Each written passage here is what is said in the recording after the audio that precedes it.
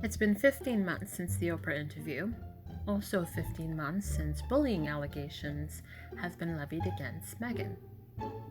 15 months, and we've yet to hear any sort of status update on this inquiry. Now, it's clear that there's no love lost between Meghan and the institution, so it's not like they're dragging their feet because they want to protect her. We've seen that over the years, protecting Meghan in any capacity really wasn't a priority for the firm. So again, why the delay? Now, according to royal reporter Valentine Lowe, the investigation wasn't even initiated by the staff, it was initiated by Jason Knopf.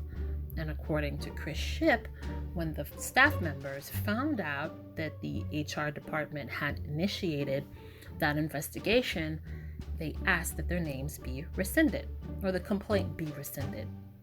Which is weird, because if you're saying that Meghan has been such a tyrant that you felt the need to publicly accuse her of this and launch an investigation in such a public way, you would think that the staff members would happily agree to it, would happily be involved in it.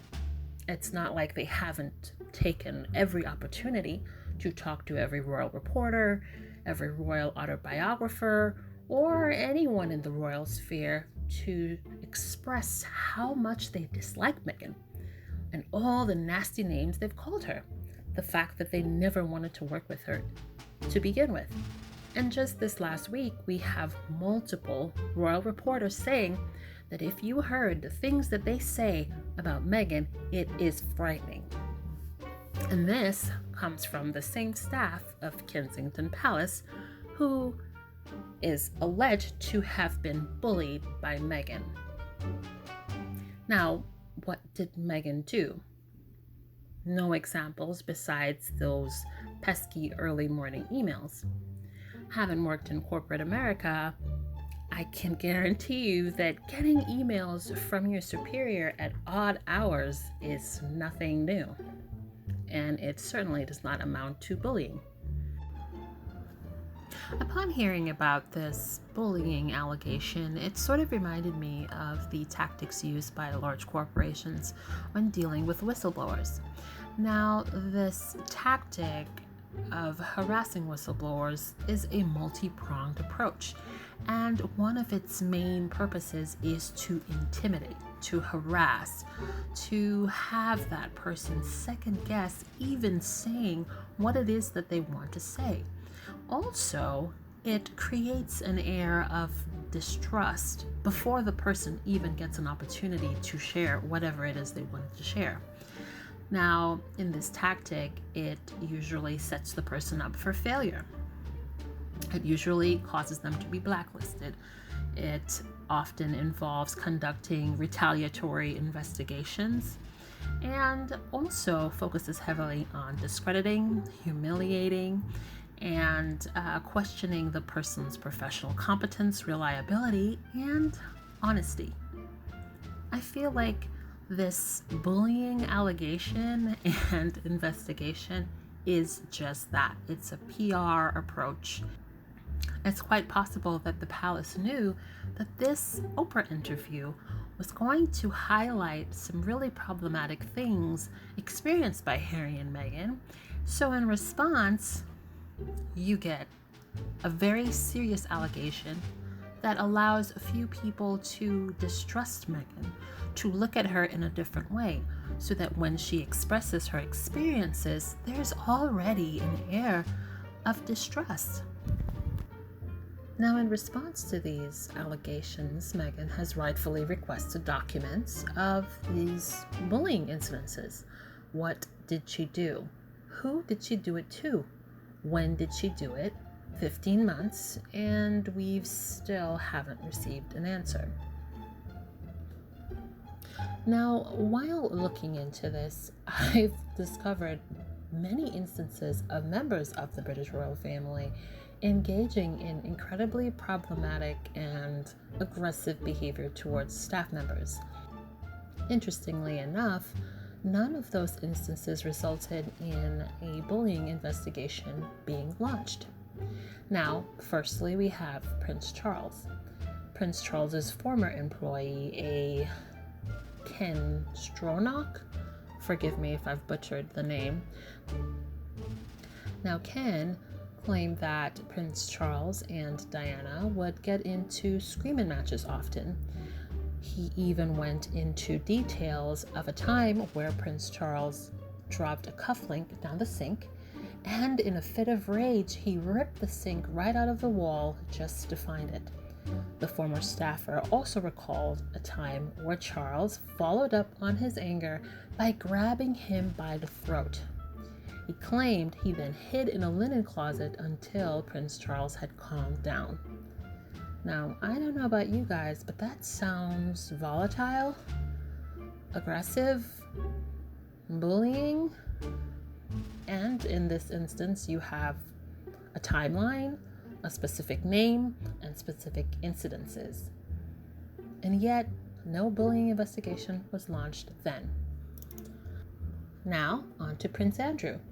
There has been 12 complaints made by palace staffers over overbearing and verbally abusive behavior by Prince Andrew. 12 complaints.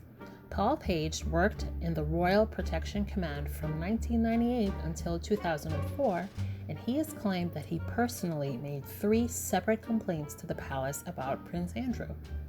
He alleged his complaints during this time working for the palace were completely ignored. Mr. Page has called on the palace to launch an investigation into Andrew.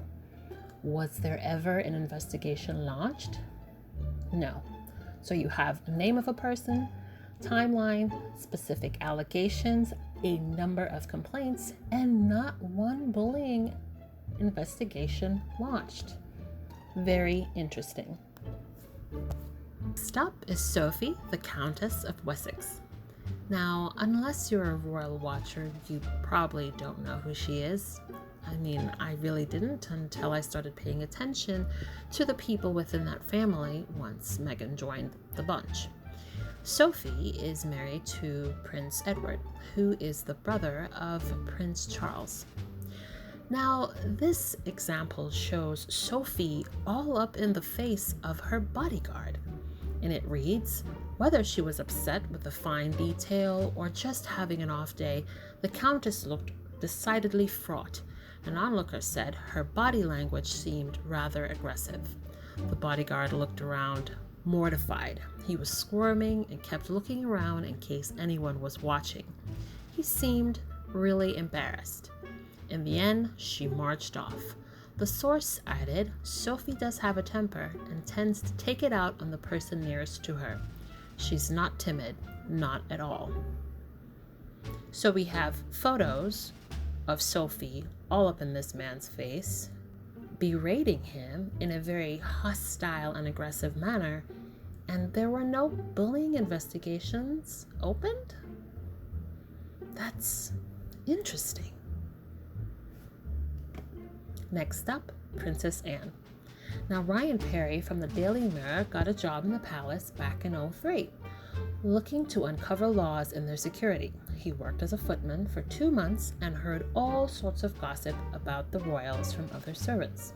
For example, he heard that the Princess Royal once berated a staff member for being F-word incompetent T.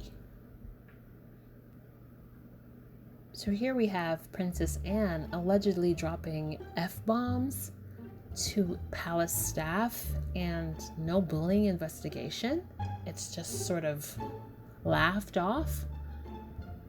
But with Meghan, she's not cursing anyone out like Anne or up in anyone's face like Sophie. She isn't putting the paws on anyone like Charlie Boy, right? She doesn't have 12 complaints from people who want to name names and give very specific allegations like Andy.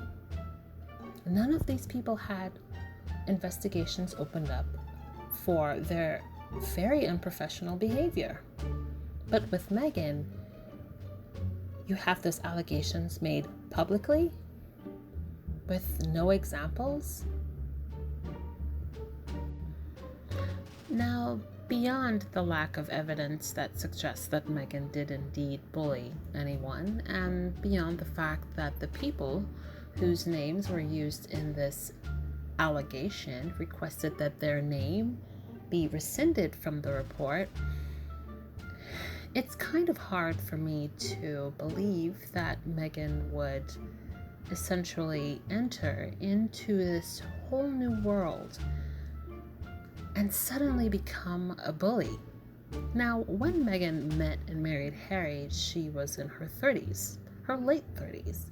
And now, the fact that Meghan had worked many years in Hollywood and not one person had said anything negative about her, Hollywood is one of the biggest nest of vipers there is. And you would imagine that after all of these years within those circles, there would be at least someone that said, hey, at some point Meghan did this or Meghan did that.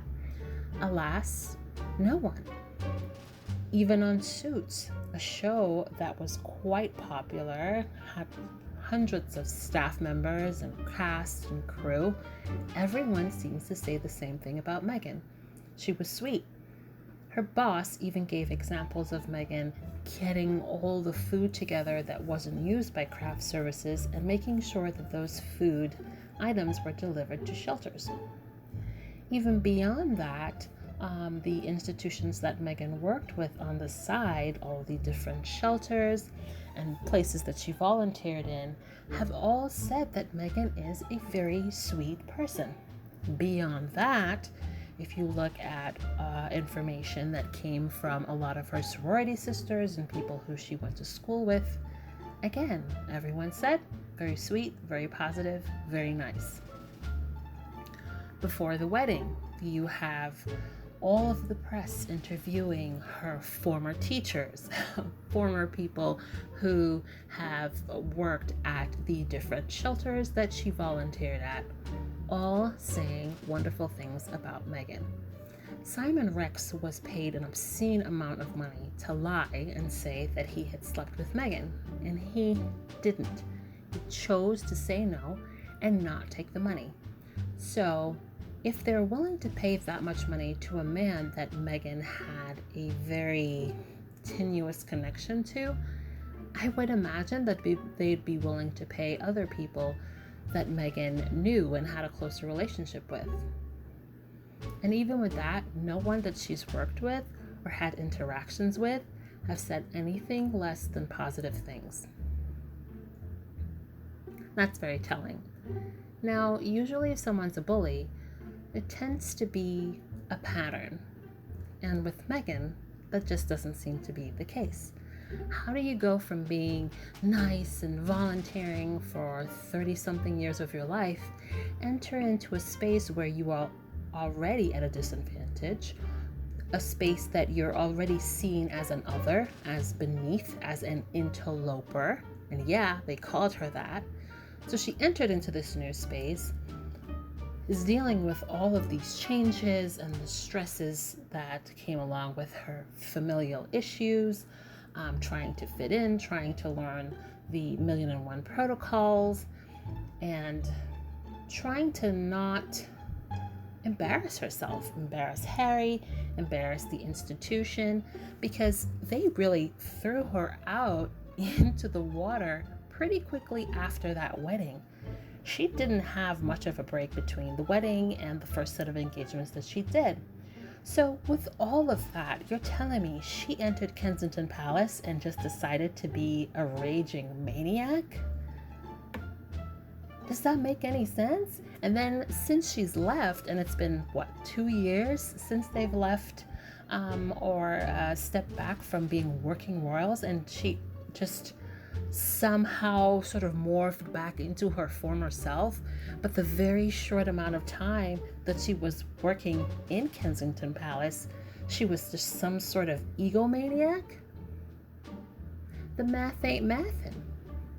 It's not mathin'. Also, like we said earlier, these people take every opportunity to say how much they hate Meghan, to call her all of these names. This type of behavior, to me, reads as bullying behavior. So Meghan's not the one calling anyone names. She didn't shout at anyone. She wasn't leaking nasty stories about anyone. That was done to her. Again, the math ain't mathin'. If anything, Meghan was the one that seemed to have been bullied within that space, within that institution. It just doesn't add up. Thanks for watching. Don't forget to like and subscribe. Also, hit that notification bell.